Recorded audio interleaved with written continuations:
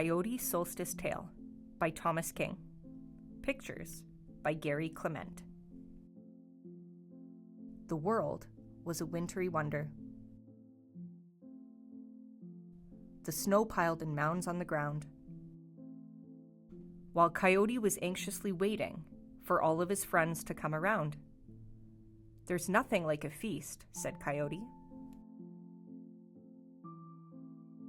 Then out in the heart of the forest, where the trees blocked the light of the moon, came the cadence of somebody prancing and humming a holiday tune.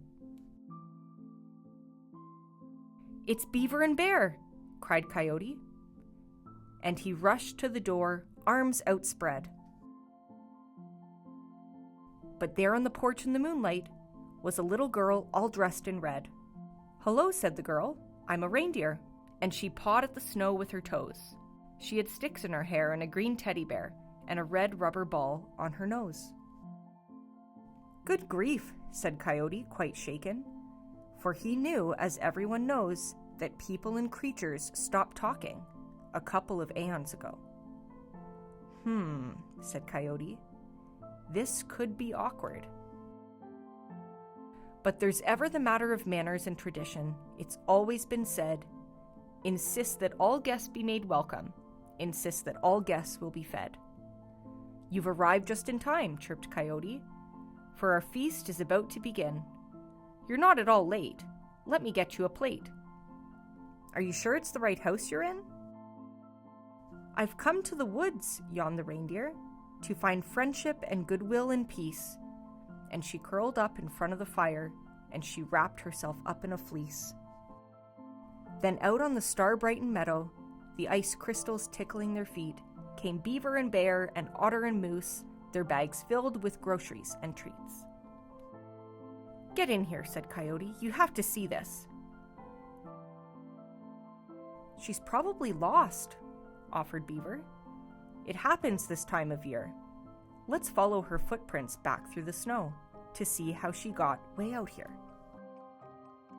So the animals put on their woolies, and Moose set the girl on his back, and they tromped through the dark, frosty evening till they came to the end of her track. "Hey," said Coyote, "what happened to all the trees?" And there at the edge of the clear cut, set alone against the western skies, was an object so bright that it lit up the night and made everyone cover their eyes. All the animals stood around squinting at this sight full of wonder and fear. "It has to be new," stuttered Otter, "for it wasn't here this time last year." The little girl straightened her antlers and she jumped down into the snow. "Oh, that's just the mall," she said, fixing her nose. "That's no place that you want to go." "A mall?" said the animals. "What's a mall?" So down the steep slope they tobogganed, sliding right through the packed parking lot, then in through the doors onto faux marble floors, where the lights were dynamic and hot. The noise was completely unnerving. The music was a pain to the ear. All the people were bumping and pushing, attempting to find a cashier. The animals huddled together as rough herds of humans rushed by, their arms filled with brightly wrapped boxes and murderous looks in their eyes. "So this is what humans do," said Coyote. And before anyone could stop him, Coyote was out on the floor, loading every new thing in his basket as he scampered and skipped through the store. "Here's a plasma screen TV for Otter and a digital wristwatch for Bear, 4 volumes of Proust for my good friend the Moose, and for Beaver, a vibrating chair." So up to the checkout he swaggered. Who knew shopping could be such a thrill? Then the saleswoman tallied his presents and cheerfully passed him the bill. "You've made some exceptional choices," she said, "and excess is truly the key. Will you purchase these items with credit or cash, or buy them on time, interest-free?" Purchase? Said Coyote. The stars overhead were resplendent when Coyote slouched out of the mall. I'm sorry you all had to see that, said the girl with the red rubber ball. That's why I pretend I'm a reindeer and put these 2 sticks in my hair. I'd much rather live in a generous world where everyone knows how to share. But my parents are probably worried, so I ought to return straight away. But perhaps I could visit next season and stay for a couple of days. Sure, said Coyote. Reindeer are always welcome at my place.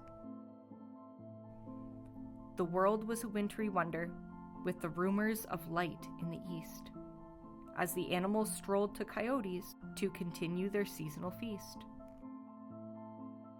All this walking has made me quite hungry. All that shopping has left me quite numb. I may have to rest, said Coyote, and wait for refreshments to come. So Otter and Moose made corn chowder, and Beaver and Bear baked the bread, while Coyote lay there in his comfortable chair with the pillow tucked under his head. And after the eating and drinking, after all of the stories were told, after most of the mess had been tidied, everybody went out in the cold to sing as the light filled the heavens, to welcome a splendid new day and offer a prayer for clean water and air. Then they parted and went on their own way.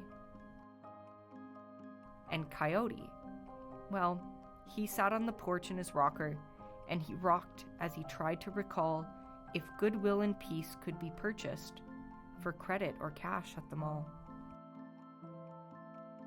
Probably, thought Coyote, as he smiled and closed his eyes. That place had everything. Check out Windsor Public Library's digital branch page for more winter story times, or check out our catalog at windsorpubliclibrary.com or come into a branch and visit.